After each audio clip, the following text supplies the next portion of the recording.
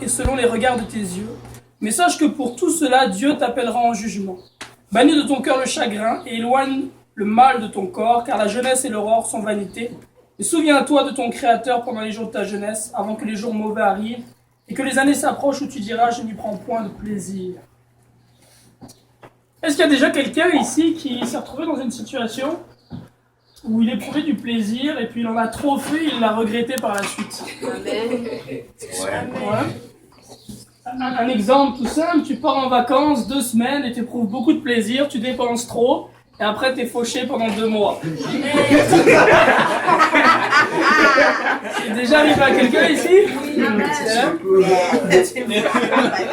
Tu vas à la baie, tu prends beaucoup de plaisir à être dans les allées avec des vêtements qui sont tout neufs et des belles chaussures, tu dépenses trop, mais après plus d'argent pendant 2 mois ou 3 mois et tu es fauché et endetté. C'est déjà arrivé à du monde? Ouais. Tu vas à un mariage et tu t'amuses beaucoup, c'est le fun, mais tu choisis de boire, 2 heures de plaisir, mais après ça, c'est gueule de bois et vomissement pendant 2 jours. Il peut y avoir plusieurs périodes dans la vie par lesquelles on passe, où on éprouve du plaisir, mais on choisit d'en faire trop, on choisit de passer la limite, d'aller chercher encore plus de plaisir, et malheureusement, par la suite, on le regrette. Aujourd'hui, on est réunis, la plupart d'entre nous ici, on est très jeunes, je me sens même un peu âgé aujourd'hui, avec le Fayalik. Ah, il est parti, hein. Frère Sapli, c'est parti. On est réunis pour un événement qui est heureux, c'est la célébration des 1 an de plus de notre frère Jériel. Il est où, là-bas? Ça fait quel âge? 20 ans, wow. Petit frère. 20 ans, c'est l'âge qui est vu par beaucoup comme étant le plus bel âge de la vie. C'est la jeunesse, il n'y a pas de problème. On est aussi dans une saison qui est merveilleuse, c'est le printemps, c'est l'été. C'est une saison où on éprouve beaucoup de joie. Et puis aujourd'hui, c'est un jour férié, donc on ne travaille pas, c'est encore davantage de joie. C'est 3 raisons de célébrer dans le fond. Et cette saison de nos vies, la jeunesse, cette saison de l'année, le printemps, l'été, fait en sorte que la volupté qu'on y retrouve peut nous amener bien souvent à tout simplement en faire trop. Parce qu'on est dans une période de notre vie où on est jeune, on a peu de responsabilités, on peut prendre beaucoup de plaisir et quelquefois chercher à en faire trop. Parce qu'on est dans une saison de l'année où il fait beau, il y a du soleil, on peut chercher là aussi à en faire trop. Et ceux qui nous ont précédés sur cette terre, les premiers qui sont passés sur cette terre, Adam et Ève, quand ils ont été créés par Dieu, ont choisi aussi d'en faire trop, malheureusement. Ils ont été créés dans le jardin d'Éden, qui était un lieu qui était parfait, où ils avaient de la nourriture à profusion, et Dieu leur avait dit, vous pouvez manger de toutes choses, sauf de l'arbre du fruit de la connaissance du bien et du mal. Et qu'est-ce que Adam et Ève ont choisi de faire? Ils ont choisi de trop en faire, et en plus de manger de tout ce que Dieu leur avait accordé, ils ont aussi mangé de l'arbre qui était défendu, qui était interdit. Mais l'Écriture nous dit ici, dans le livre d'Ecclésiaste, que si Dieu nous encourage à avoir du plaisir dans le cadre de notre vie, nous devons nous souvenir qu'un jour, pour toutes les choses que nous aurons fait, nous serons appelés en jugement, dit l'Éternel. La parole de Dieu, la Bible dans le livre d'Hébreux, déclare qu'il est donné à tout homme et toute femme de mourir une fois, après quoi vient le jugement. Il y aura donc un jour où chacun d'entre nous, nous tiendrons devant le tribunal de Christ, et où nous aurons à rendre compte pour les œuvres que nous aurons faites, tant bien que mal. Et c'est dès aujourd'hui que nous devons faire ce choix-là de faire de bonnes œuvres. Car on pourrait se retrouver dans la situation dans laquelle on en fait trop aujourd'hui, et on a le regretter plus tard. Mais plutôt que de regretter simplement pour 2 mois, comme quand on dépense un petit peu trop en vacances, cette fois-ci les regrets, dit la parole de Dieu, seront éternels. Ceux qui seront rejetés au jour du jugement iront en enfer, et ils y brûleront pour l'éternité. Il n'y aura pas de marche arrière possible. Ce ne sera pas possible d'annuler ou d'effacer ce que tu auras fait. Le jour pour choisir, c'est aujourd'hui. La Bible, la parole de Dieu déclare aujourd'hui que tu entends sa voix, n'endurcis pas ton cœur. Aujourd'hui est le moment du salut, maintenant est le temps acceptable. Parce que nous en avons trop fait et qu'à cause de nos péchés, nous sommes condamnés à la colère de Dieu. La parole de Dieu, la Bible déclare que Dieu a tant aimé le monde qu'il a donné son Fils unique Jésus-Christ, afin que quiconque croit en lui ne périsse point, mais qu'il ait la vie éternelle. Dieu est venu sur cette terre en la personne de Jésus-Christ. Il a vécu une vie sans péché. Jésus n'a jamais commis le moindre péché. Et à l'âge de 33 ans, alors qu'il n'avait pas péché, la parole de Dieu, la Bible déclare qu'il a été crucifié à la croix. Est-ce qu'il méritait de mourir? Non.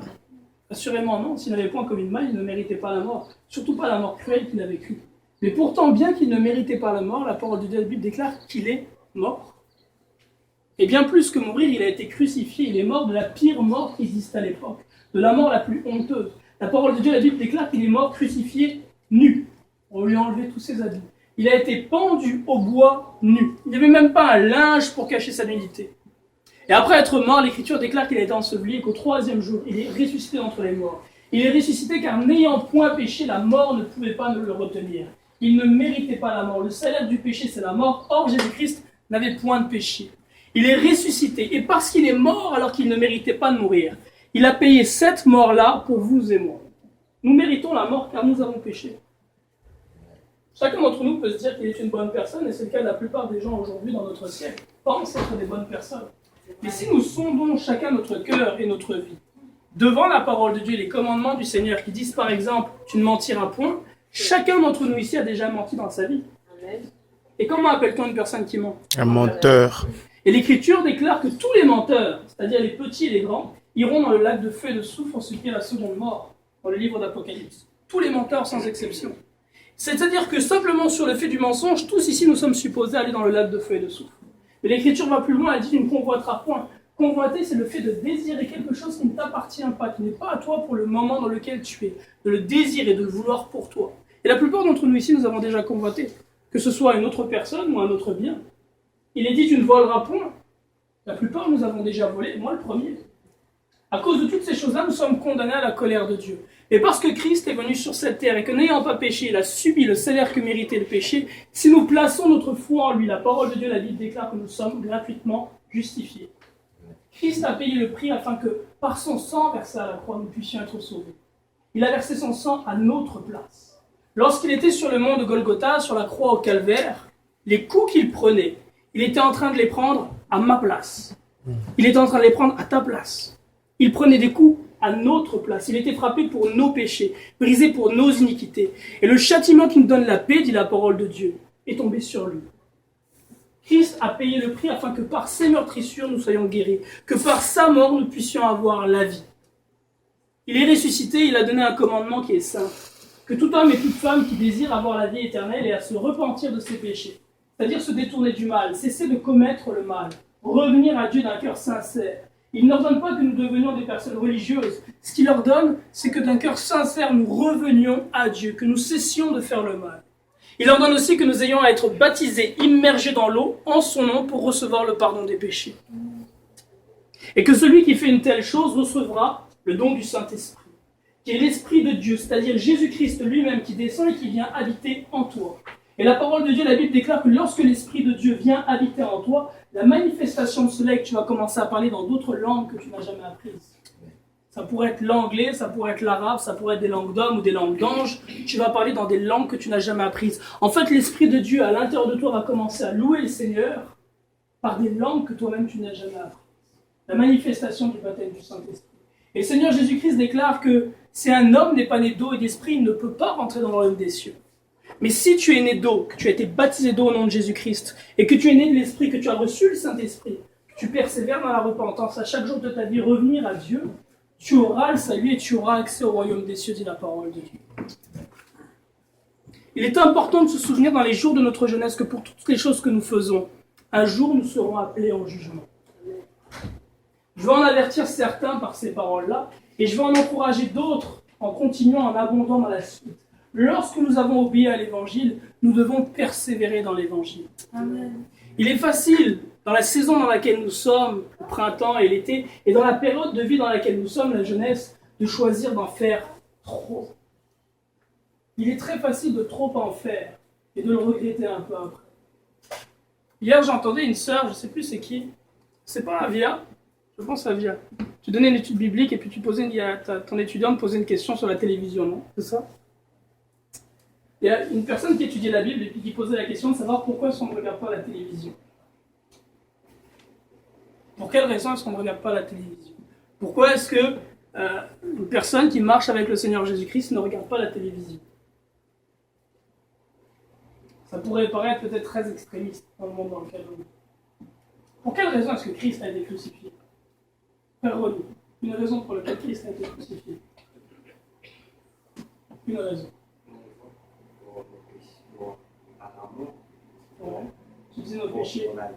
Un exemple de péché. Pour lequel il a été crucifié. Pour lequel Christ était sans péché. Un exemple de péché pour lequel il a été crucifié. Un exemple. Le mensonge. Frère Yannick, un exemple de péché pour lequel Christ a été crucifié. La pornographie. Frère Gérial, un exemple de péché pour lequel Christ a été crucifié. L'adultère. Saint Johanna, un exemple de péché pour lequel Christ a été crucifié. Le vol. Le vol, l'adultère, la pornographie, le mensonge. Lorsque vous pensez aujourd'hui à la télévision, aux émissions qui passent à la télévision, de quoi est-ce qu'il est question lorsque vous regardez ces émissions? De quoi? De la sexualité. La sexualité. Est-ce que c'est de la sexualité entre un mari et son épouse en général? Souvent c'est de la sexualité en dehors du mariage. La Bible appelle ça l'impudicité, la fornication et l'adultère. De quoi d'autre est-ce qu'il est question dans la plupart des émissions qui passent à la télé? Le meurtre. La violence, le meurtre, le vol, l'égoïsme. Quoi d'autre? La calomnie. La calomnie. Quoi d'autre? L'amour de l'argent. L'amour de l'argent. Quand on regarde des émissions comme Star Academy par exemple, de quoi est-ce qu'il est question dans ces émissions-là? L'orgueil. L'ambition, mais plus que l'ambition, l'orgueil. L'orgueil de la vie. L'amour des choses du monde. La Bible dit, petits enfants, n'aimez point le monde, ni les choses qui sont dans le monde. Car celui qui aime le monde, l'amour du Père n'est point en lui. Celui qui aime le monde, l'amour du Père n'est point en lui. Et toutes ces choses que nous venons de citer, l'orgueil, le mensonge, l'amour de l'argent, le meurtre, la jalousie, toutes ces choses font partie du monde. Et si nous prenons plaisir à nous divertir en regardant ces choses-là à la télévision, ce dont nous témoignons, c'est que l'amour de Dieu ne repose point en nous. L'amour de Dieu n'est point en nous. Et si je n'ai pas part à l'amour de Dieu, à quoi ai-je part? L'amour du monde, mais par rapport à Dieu, qu'est-ce qui est l'opposé de l'amour? La haine. La haine, la colère. Si je n'ai pas part à l'amour de Dieu, j'ai part à sa colère. Et la Bible dit que c'est une chose horrible que de tomber entre les mains du Dieu vivant. Une chose horrible que de tomber entre ses mains. Dieu nous aime. Et c'est la raison pour laquelle il nous appelle à vivre dans la sainteté, car il veut que nous ayons part à son amour. La sainteté ne consiste pas à aller à l'église une fois par semaine, à s'asseoir sur les bancs de l'église, à écouter une prédication. La sainteté est une habitude de vie qui te prend non seulement dans la journée, mais qui te poursuit même dans tes nuits. Amen. La sainteté te poursuit jusque dans tes rêves. Amen. Jusque dans tes rêves. Où tu as le choix dans certains de tes rêves de commettre la fornication ou de ne pas le faire. La sainteté te poursuit jusque là. Non, amen. La sainteté te poursuit lorsque tu es dans ton salon et tu as le choix entre te divertir à regarder quelque chose à la télévision qui n'est pas sain ou faire une activité qui va plaire à Dieu. Et l'Écriture déclare que sans la sainteté, nous ne verrons pas le Seigneur. Nous ne verrons pas le Seigneur sans la sainteté. On est dans un monde aujourd'hui où les églises chrétiennes et les communautés chrétiennes sont perverties, totalement perverties. Où il est possible de dire que je suis chrétien, mais en même temps vivre comme le pire des débauchés. Mais le Seigneur ne change pas. Jésus-Christ est le même hier, aujourd'hui et éternellement. Il n'a point changé. Ce n'est pas parce qu'aujourd'hui, au XXe siècle, nous allons à la plage, en bikini pour la grande majorité des Occidentaux ou en short, que le Seigneur, lui, a changé et permet désormais, et est d'accord aujourd'hui avec ce que nous, chrétiens, nous fassions la même chose. Amen. Dans la Bible, dans le livre de Genèse, au chapitre 3, si je ne m'abuse, lorsque l'homme et la femme ont péché, la première chose qui a été la conséquence de leur péché, c'est leur nudité. Pour la première fois, ils ont vu qu'ils étaient nus. Ce que ça montre donc, c'est que la nudité est tout simplement le symbole du péché. La nudité, le symbole du péché. Si donc je veux plaire à Dieu, je dois cacher ma nudité. Et le plus je la dévoile, le plus je manifeste mon péché, plaisant donc au diable et non à Dieu. Et le monde dans lequel on vit aujourd'hui ne cherche pas à plaire à Dieu. C'est la raison pour laquelle il se dénude sur les plages et devant les piscines. Mais il est facile de s'éloigner là de ces valeurs que nous donne la parole lorsque nous nous éloignons de la parole de Dieu. Et ce n'est pas simplement pour nous de ne pas nous dénuder, mais c'est encore de ne pas mettre nos yeux devant ceux qui sont nus. Parce que si je regarde celui ou celle qui est nu, je vais rentrer certainement dans la convoitise. C'est la raison pour laquelle je ne vais pas au centre-ville de Montréal, où j'essaie le plus possible de ne pas y aller. J'essaie de l'éviter. Parce que je ne veux pas rentrer dans la tentation, je ne suis qu'un homme. Je ne suis qu'un homme. Je suis fait de chair. Et si je mets mes yeux toute une journée devant des femmes qui sont dévêtues et qui sont belles, je vais certainement rentrer dans la tentation et en convoitise et déplaire à Dieu. Nous devons vivre dans la sainteté. Alors cela ne veut pas dire que je ne vive pas du tout en ayant fait une loi, mais j'essaie le plus possible de m'abstenir d'y aller. Il est important de rester pour chacun d'entre nous dans une attitude dans laquelle nous recherchons à plaire au Seigneur. Et il est très facile de s'en détourner. Moi-même qui vous parle du fait de ne pas aller à la plage, il y a un petit peu plus d'1 an, j'avais oublié cet enseignement que Dieu m'avait donné par rapport à la nudité. Et lorsque j'étais en Jamaïque, je suis allé me balader au bord de la plage. Alors je n'étais pas torse nu, j'étais en t-shirt et puis en short. Mais j'avais oublié l'enseignement que Dieu m'avait donné de ne pas aller là où il y a des gens qui sont dans la nudité. Je l'avais oublié parce que je n'avais pas rappelé à mon esprit ces enseignements que Dieu m'avait donnés. Ils étaient tombés dans l'oubli. Et on peut facilement, dans cette saison de l'année, dans cette période de notre vie, tomber dans l'oubli sur beaucoup de choses. Tomber dans l'oubli dans les relations entre les sexes, entre hommes et femmes. Le Seigneur nous appelle à la sainteté. La sainteté pour un homme et une femme qui s'aiment, c'est ne pas avoir non seulement de rapport sexuel avant le mariage, mais plus encore, de ne pas avoir de rapport de quelque intimité que ce soit avant le mariage. S'embrasser avant le mariage ne sied pas à ceux qui servent le Seigneur. Dans le livre des Cantiques, la femme qui aime Salomon lui dit « Oh, pourquoi ne suis-je pas ta sœur, fille de ta mère? Je te baiserai, on ne me mépriserait point. » Un baiser sur la joue. Donc au temps de Salomon, le simple fait de faire le baiser sur la joue, si on n'était pas de la même famille, était vu comme quelque chose de honteux. Mais au jour d'aujourd'hui, les gens s'assoient les uns sur les autres dans les parcs et se caressent et s'embrassent comme s'ils étaient dans leur chambre. N'étant pas mariés. Et pour nous qui sommes saints, le Seigneur nous appelle à vivre comme étant enfants de Dieu. Je rends grâce à Dieu que le moment où j'ai embrassé mon épouse pour la première fois, là c'est juste là-bas sur les marches.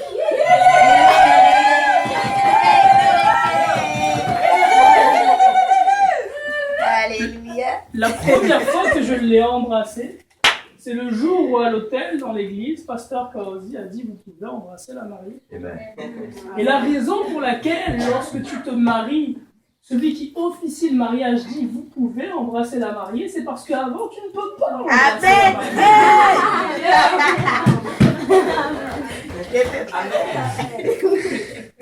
Le simple fait d'embrasser la personne avec qui tu n'es pas marié, c'est déjà un péché en soi, mais plus encore, ça va t'amener à faire davantage. C'est vrai.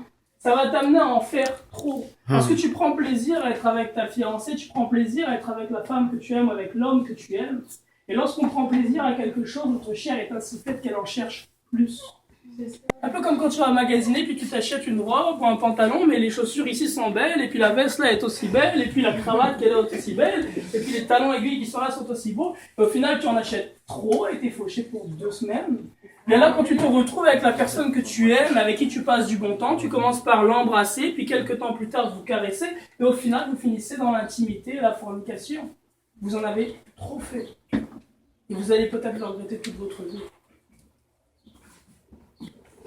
Soyons prudents, mes frères et sœurs, mes amis, de chercher dans chaque instant de notre vie à rester proche de Dieu et à plaire avant toute chose à Dieu. Amen. Comme le dit le livre d'Ecclésiaste, profitons de l'instant présent, de notre jeunesse. C'est une bonne chose que de jouir de la vie. Le Seigneur ne veut pas que nous soyons comme des moines catholiques qui vivent reclus dans des monastères, qui ne mangent pas, qui ne boivent pas. C'est pas ça à quoi le Seigneur nous appelle. Lui-même, il est venu manger et vivre. Mais le Seigneur nous appelle en toutes choses à faire preuve de tempérance, tout simplement. Amen. À faire preuve de tempérance en toutes choses. Donc en cette période de l'année, en cette saison de nos vies, soyons tempérants en toutes choses. Sachant prendre les bonnes choses que le Seigneur nous donne, mais sans en abuser. Sans en abuser. De sorte à ce qu'au jour du jugement, nous n'ayons pas de regret. Et pour ceux d'entre vous qui n'ont pas encore obéi à l'Évangile, le simple fait d'être tempérant n'accorde pas le pardon des péchés. Parce que même en étant tempérant aujourd'hui, nous avons fait beaucoup d'erreurs par le passé, qui doivent être pardonnées par le Seigneur. Et pour tous ceux d'entre vous qui n'ont pas encore obéi à l'Évangile, en vous repentant de vos péchés, en étant baptisés au nom de Jésus-Christ pour le pardon de vos péchés, je vous encourage à considérer aujourd'hui l'invitation que vous fait le Seigneur. Lorsqu'il dit « Aujourd'hui que vous entendez ma voix, n'endurcissez pas votre cœur. Aujourd'hui est le moment du salut, maintenant est le temps acceptable. » Lorsqu'au temps de l'apôtre Paul, l'évangile était prêché, que la mort et l'ensevelissement, la résurrection de Christ pour le pardon de nos péchés étaient prêchés. Ceux qui entendaient ce message et qui y croyaient étaient toujours baptisés sur le champ. Parce que demain n'appartient à personne. Et que si je décède demain, alors que je n'ai pas été baptisé pour le pardon de mes péchés, j'irai en enfer. Mais si aujourd'hui que j'ai cette opportunité, je la saisis, je place ma foi en Christ, je me repens et j'obéis à l'évangile, alors peu importe ce qui peut arriver par la suite, que je meure demain ou non, j'ai la vie éternelle. Et vous pouvez aujourd'hui, pour tous ceux et toutes celles qui n'ont pas encore obéi à l'évangile, recevoir aujourd'hui le pardon de vos péchés. Vous pouvez aujourd'hui être baptisés dans le nom de Jésus pour le pardon de vos péchés. On a ici à Montréal, je pense, au moins 2 baptistères, un à l'est de la ville, un à l'ouest de la ville, avec des toges de baptême, avec des serviettes de bain et tout ce qui est nécessaire pour que ceux qui veulent être baptisés au nom de Jésus puissent l'être en ce jour. Le Seigneur vous bénisse abondamment. Jésus vous aime. Amen. Programme d'Israël, Seigneur, nous te rendons grâce pour ta fidélité, ta bonté, ton amour. Nous te remercions, Père éternel, pour la jeunesse que tu nous donnes, Seigneur. Nous te remercions pour cette saison merveilleuse de l'année, le printemps et l'été, Papa. Nous te rendons grâce pour ce jour férié où nous pouvons nous reposer, éternel Seigneur, et jouir ensemble de toutes les bonnes choses que tu as faites. Nous te demandons, éternel Papa, dans ce temps, éternel si particulier, de garder nos cœurs, Père éternel. Afin, éternel, que les voluptés, éternel, de ce temps, éternel, de cette saison, ne nous emportent pas à nous éloigner de toi, ô éternel. Nous ne voulons pas, Seigneur Jésus, tomber dans l'intempérance et trop en faire. Que ce soit, Seigneur Dieu, par les excès en toutes sortes, excès de table, éternel Seigneur Dieu, excès de volupté, de sensualité, peu importe, Seigneur. Donne-nous simplement la sagesse, éternel, et l'intelligence. De savoir dire stop lorsqu'il est le moment de s'arrêter, ô éternel. La sagesse et l'intelligence d'être équilibrés en toutes choses, Seigneur. La sagesse et l'intelligence de savoir nous réjouir, éternel Papa, sans abuser de ta grâce et de ta bonté, Père. Je te remercie, Seigneur Dieu, pour la maison des Cabois qui nous accueille aujourd'hui, pour cette merveilleuse fête qu'ils ont organisée, pour cette bonne nourriture, Seigneur, et pour l'esprit de joie qui règne en ce lieu, Père éternel. Veuille continuer à nous garder dans la joie et la sainteté, Seigneur, s'il te plaît. Et je prie au nom de Jésus-Christ de Nazareth, Seigneur, que tu disposes le cœur de ceux et celles qui n'ont pas encore obéi à l'évangile, afin qu'en cette heure précise, éternel Seigneur Dieu, étant touchés par ton amour, éternel Père, ils choisissent de se tourner vers toi selon que ta parole déclare que ta bonté nous amène à la repentance et d'obéir à ton évangile, Seigneur. Avec action de grâce, nous prions tous ensemble d'un même cœur dans le nom de Jésus. Au nom de Jésus. Amen.